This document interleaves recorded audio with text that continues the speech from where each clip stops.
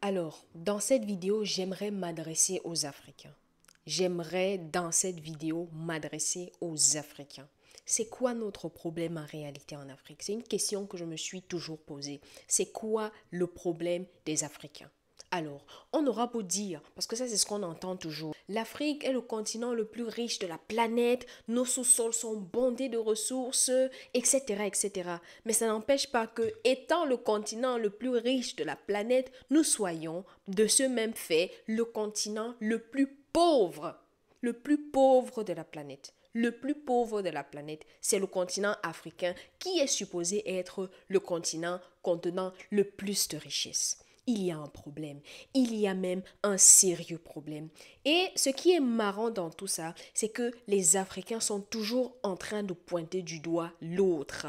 Nous sommes toujours en train de pointer du doigt les Occidentaux. Nous pointons la France, nous accusons les Américains, nous accusons les Chinois, nous accusons même ces derniers temps encore les Libanais. Nous accusons tout le monde sauf nous-mêmes. Aujourd'hui, j'aimerais vous dire en fait aux Africains, j'aimerais nous passer un message très important. Parce que même au-delà de pointer du doigt des autres et d'accuser l'Occident, la France, les États-Unis, tout ce que vous voulez, nous utilisons encore le prétexte que voilà, nous sommes un continent qui a été colonisé pendant des années, nous sommes un continent qui avons vécu l'esclavage, nous sommes un continent qui... En Afrique, en fait, c'est le continent qui a le plus souffert au monde.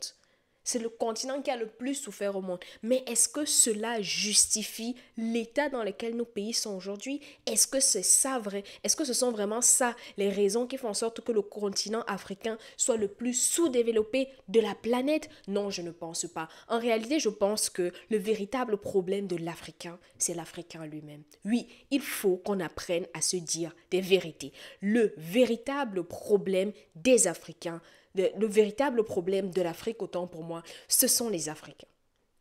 Disons-nous les vérités. À un moment, il faudrait qu'on se place devant le miroir, qu'on s'asseye entre nous et qu'on se dise les vérités. Arrêtons d'accuser les Occidentaux, arrêtons d'accuser la colonisation, arrêtons d'accuser l'esclavage, parce que tout ça, ce sont des faits qui sont passés, ok?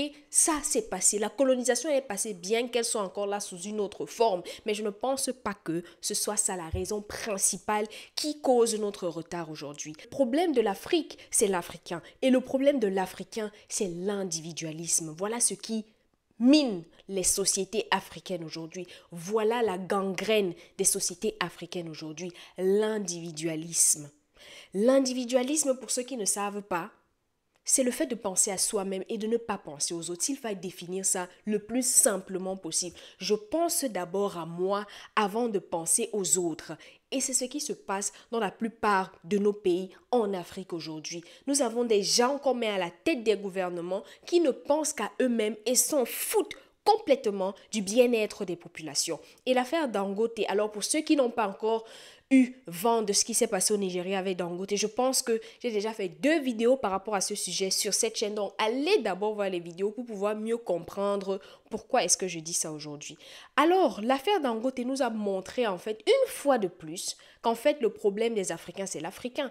Parce qu'on aura beau dire en fait il y a eu des suppositions comme quoi c'est l'Occident qui serait derrière ces manœuvres là pour empêcher Dangote de vouloir de pouvoir voilà que sa raffinerie de pétrole fonctionne bien, mais en réalité on se rend compte à la fin de la journée qu'en fait ce n'était pas l'Occident.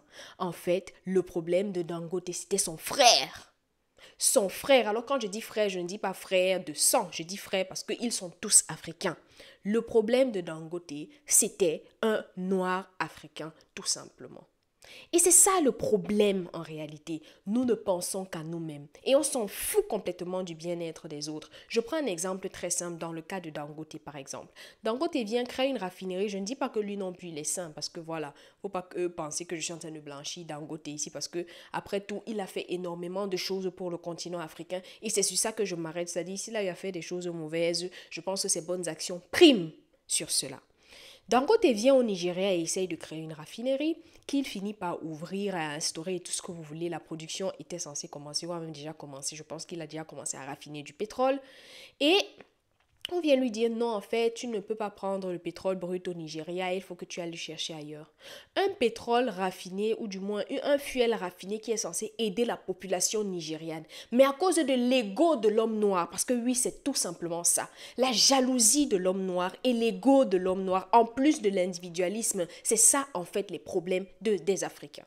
À cause de l'ego, non, on va essayer de lui empêcher de pouvoir prendre la majorité de son pétrole brut au Nigeria. On va lui empêcher cela. Et ça, c'est un exemple parmi tant d'autres, les amis. Ce sont des exemples parmi tant d'autres. Revenons donc aux belles ressources et aux nombreuses ressources qui sont censées faire en sorte que le continent africain soit riche. Ok, nous avons toutes ces ressources-là, mais vous allez voir qu'on a des gens à la tête de nos gouvernements en Afrique qui ne pensent qu'à eux-mêmes, ce qui fait en sorte qu'on signe des contrats que tu ne comprends pas.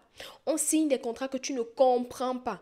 Tout simplement pourquoi? Parce que dès qu'on vient, par exemple, si un Occidental vient ou si un Français vient dans nos pays et dit que voilà, moi j'ai besoin de tel truc et tout et tout et tout, dès qu'on a un peu graissé la patte aux dirigeants que nous avons, on s'en fout du reste en fait. C'est-à-dire si par exemple une usine occidentale vient pour ouvrir une cimenterie et signer un contrat par exemple d'exclusivité sur le ciment, sur la vente du ciment qui va durer pendant 50 ans, ok?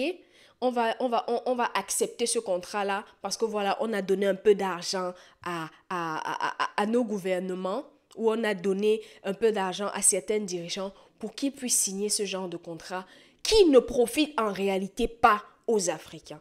Voilà les sociétés africaines dans lesquelles nous sommes. Des sociétés dans lesquelles chacun pense à son propre ventre avant de penser à l'autre. Et en réalité, c'est ça le problème de nous, les Africains. Je ne cesserai de le dire. Et je le répète encore dans cette vidéo, l'individualisme, la jalousie et l'ego. Parce qu'aujourd'hui, c'est la jalousie dans nos sociétés africaines qui fait en sorte qu'on entende les affaires d'empoisonnement partout, de partout là. C'est la jalousie. On n'aime pas voir nos frères avancer. Pourquoi est-ce que cela nous gêne? Pourquoi est-ce que nous n'aimons pas voir nos frères avancer? Quand il réussit un peu à pointer le bout de son nez dehors, on fait tout et tout pour lui mettre les bâtons dans les roues. Voilà en réalité le problème des Africains. Voilà le problème des Africains. Donc, à un moment, il faudrait qu'on arrête de dire en fait que c'est de la faute des Occidentaux. Kémy Séba, d'ailleurs, ne manque pas de le rappeler lors de ses prises de parole. Il l'a toujours dit, et je pense qu'il le dira toujours, une civilisation n'est détruite par l'extérieur que si elle est déjà rongée de l'intérieur. Ça veut dire que si aujourd'hui l'Afrique est telle qu'elle est, si aujourd'hui l'Afrique est aussi pauvre qu'elle est, c'est tout simplement parce qu'elle est déjà rongée de l'intérieur avant que l'extérieur puisse l'atteindre. Et c'est clairement ça ce qui se passe aujourd'hui dans nos sociétés africaines. Et tant que ça ne change pas, les amis, tant que cette mentalité-là ne change pas, tant que nous ne changeons pas cette manière de penser, cette manière d'agir, ne nous étonnons pas que cette Afrique-là que nous aimerons voir en fait se développer ne se développe pas. Parce que c'est d'abord ça. Je pense en réalité que pour que l'Afrique se développe, il faut qu'il y ait un changement de mentalité radical. On devrait changer les mentalités des Africains pour que l'Afrique puisse changer. Et c'est par ça que nous devons commencer. Alors, c'est bien beau d'accuser les Occidentaux. C'est bien beau de dire que, bah voilà, on a été colonisé, c'est monté, c'est descendu. C'est bien beau tout ça. Mais à la fin de la journée, regardons-nous dans une glace et posons-nous la question de savoir, est-ce qu'en réalité, ce n'est pas nous le problème? Voilà en fait ce que je voulais partager avec vous. Je voulais en quelque sorte pousser mon ras de bol parce que c'est un truc que j'entends beaucoup et que j'ai encore entendu ces derniers temps. Le problème des Africains, c'est les Français. C'est arrêtons. Arrêtons avec ça en fait. Arrêtons. Apprenons à faire ce qu'on appelle l'auto-introspection. C'est-à-dire que regardons-nous et disons, ok, qu'est-ce qu'on a fait pour que ça ne marche pas? Qu'est-ce qu'on a fait pour que ça ne marche pas?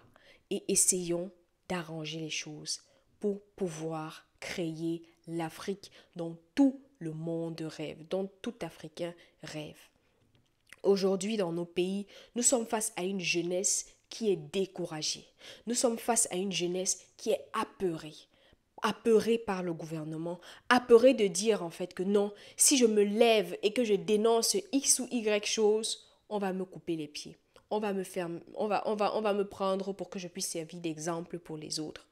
Voilà les réalités dans lesquelles se retrouvent nos pays africains aujourd'hui. Et il est grand temps que ça change, les amis. Je ne sais pas ce que vous pensez par rapport à ce sujet-ci. Dites-moi dans les commentaires si vous pensez que, après tout ce que je viens de dire, que notre problème, c'est toujours les Occidentaux, c'est toujours les Français, comme on a déjà pris l'habitude de le dire, ou bien si vous êtes du même avis que moi. Bref, je vous attends dans les commentaires et j'ai hâte de vous lire sur ce sujet-là. Jusqu'à la prochaine vidéo, portez-vous bien. C'était Leslie. Bisous. Ciao.